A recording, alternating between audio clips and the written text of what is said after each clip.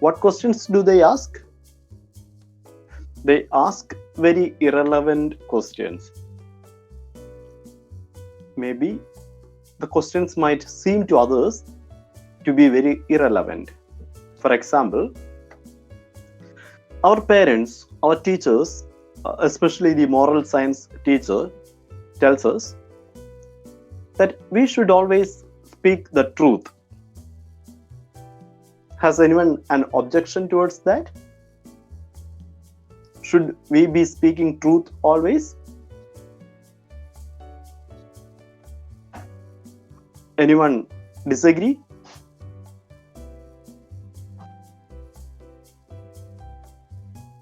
Should No, sir. yeah? Should we be speaking truth always? Sir, we should, but we are not doing it. Yeah, that's a different problem or a different situation. Yeah, we are supposed to do many things, but we do not do. Yes, Yeah. sir. But then we are supposed to do. Okay, so the teacher tells, the moral science teacher tells, you should always speak the truth. All say, yes, ma'am. We will always speak the truth. Suppose there is a small philosopher sitting inside the class. She will get up and she will have some questions. First, ma'am, what is truth? How can I be sure that what I believe is true? How do I have access to truth? Are there universal truths? Is my truth same as your truth? Is there only one truth or there are many truths?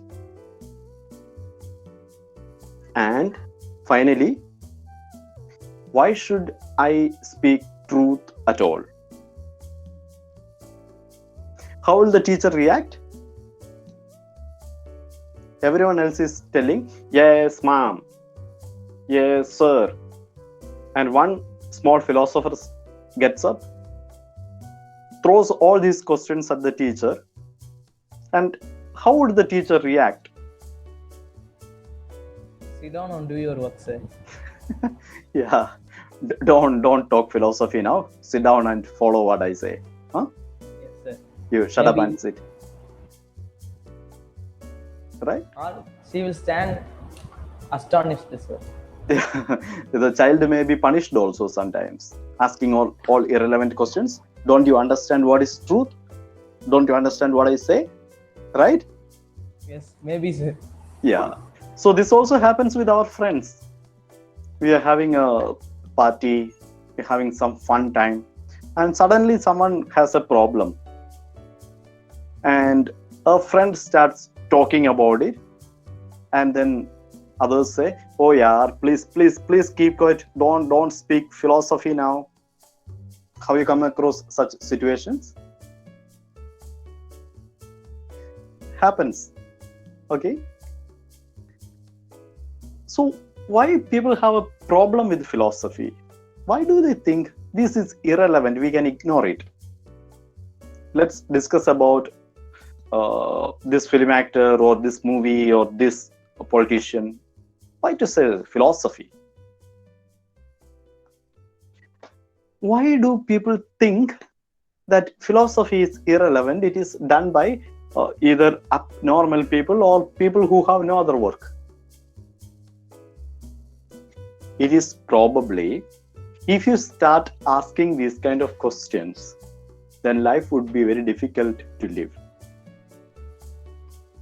When the teacher says you should always speak the truth,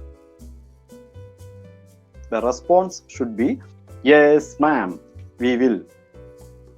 You should not get up and ask all these questions. If you ask these questions, the class cannot move on. She has other things to come. There are other things to follow. She has other do's to tell you. Don't steal, should respect your parents, should respect elders, right? But if you raise a question, the class will stop. You have to discuss that. You will not have any time for anything else. So the teacher is right. The teacher might ask the student, don't you understand what is truth? What is there to question so much? You know what I mean. You understand what I mean. Right? Why do you want to ask all these unnecessary questions? Say the truth. That's it. Fine. We can move on. Life is very normal, very cool. But those questions are very, very important. How can I be sure that something is true? Maybe it is my opinion. Maybe it is my belief. Maybe it is our tradition. But how can I be sure that this is the truth? Maybe because someone said it. How can he be so sure? Maybe it is written in our books. But how can the author be so sure that this is the truth? Maybe it is his own opinion. Maybe truth is different. Okay. So only when we ask these questions, we will have some clarity as to what is truth and what is untruth. How to make a difference between them. How to differentiate between truth and untruth. But in our daily life, normal day-to-day life, we do not have sufficient time to ask all these questions. Therefore, we think these questions are irrelevant. Because if we keep asking these questions, we would not be able to do anything else. Whole day you will have to ask these questions, you will have to discuss, and finally you may not reach any answer. So that is why people say, keep quiet, don't speak philosophy now. Let's talk something practical. Is philosophy practical? What should I do now? I'm feeling hungry. It's already 1 o'clock. Should I get up and go and have my lunch? You can, sir, if you want. You will not complain to the principal? No, sir. Can I go? Your wish, sir. But is it right for me to do? No, sir. No, yes, that is it. So there are many things that I wish to do, but all of them may not be right. I have a responsibility towards you. I cannot just get up and go because I wish to get up and go, unless things are very urgent. That you can also do, right? So here my responsibility is to be with you, to discuss with you. And I have to justify my duty. I have to justify the salary that I get, right? So it's a very practical question. Can I get up and go? Or is it right for me to get up and go? Is it philosophy? Can I go and have lunch? Is it a philosophical question? Sir, is it right to go? Is philosophical question, sir. Okay, when I ask, can I go? I do not mean whether I am capable of getting up and going. I'm asking whether it is ethically justified for me to get up and go. Can I ethically be correct? Okay, so no, right? So it is a very practical question, right? Abortion, suicide, mercy killing, capital punishment, democracy. These are all very practical questions. Every day we ask these questions. If not us, someone is asking these questions. Okay. If I get up and go because I wish to have my lunch, I'm hungry, very hungry, you would complain to the college that every day this is happening in between the class. The teacher gets up and runs away. The principal would ask you, what's your problem? You also go away. Will he ask that way? No, sir. No? No. Yeah, he will not ask. Why? Why do you complain? Because you feel as a student you deserve the teacher in the class. It is your right. And if the teacher doesn't discuss with you, if the teacher doesn't properly involve you in the class, if the teacher doesn't properly manage the class, you feel justice is not done, right? It is injustice that we are admitted into the class, we are here to attend to the class, and the teacher is not there. Justice is not done. Dear principal, take action against this teacher who is not doing justice to his responsibility, right? That's why you make a complaint. Am I right? Am I sir. right? Yes. So, justice. What is justice? What is justice? Is it abstract or concrete?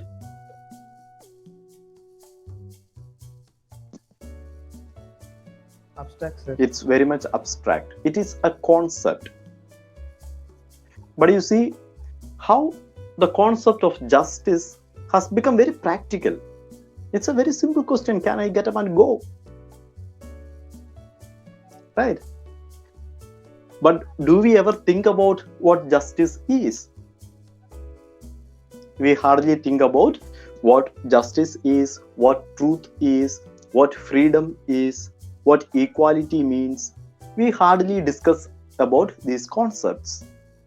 But there are some people who spend their life analyzing these concepts, clarifying these concepts, getting involved in debates on this concept. And that is why probably we can live without ever asking these questions. Where does this clarity come from? When we say justice is not done, we have some understanding about justice. Where does that understanding come from? Some philosophers might say we are born with that understanding, but forget about it. We know this understanding keeps evolving. How does that happen? Because we read, we listen to others, we get to know about debates, discussions, right? That is how we are capable of complaining to the principal that justice is not done. And the principal immediately understands. He doesn't go and listen to a YouTube video about the concept justice. He also understands. And when the principal calls the teacher asking, is justice done? The teacher also immediately understands. But if you really get into the concept of justice, it's not very simple. It is very, very complex to understand the concept of justice. But when the principal calls the teacher to explain her position, since it is for example, the principal calls me and gives me an opportunity to be heard. I should present my position, my case. The complaint is this: justice is not done. The students are complaining. So I, being a philosophy teacher, can I go and ask the principal, sir, what do you mean by justice? Are you talking about distributive justice? Are you talking about generational corrective justice? Are you talking about social justice? What do you mean by justice? Please sit down. Let's talk about justice now. Can I do that? No, sir. No, the Sir. principal will kick me out of the room, right? He will tell, shut up. Don't talk philosophy here. I'm asking, why did you get up in between the class and run away? Just tell me that. Fine? Has it become very practical? A very abstract concept, justice, has become very concrete. It's very practical. But we do not get into these kind of discussions because At that moment, it may be irrelevant, but we can live as if we know what it is, because someone is spending their life and time thinking about what it is. Okay, so in a very practical, concrete situation, this may seem irrelevant. For example, I cannot invite the principal to sit with me and have a debate on what is justice. That is irrelevant. But I know what is justice.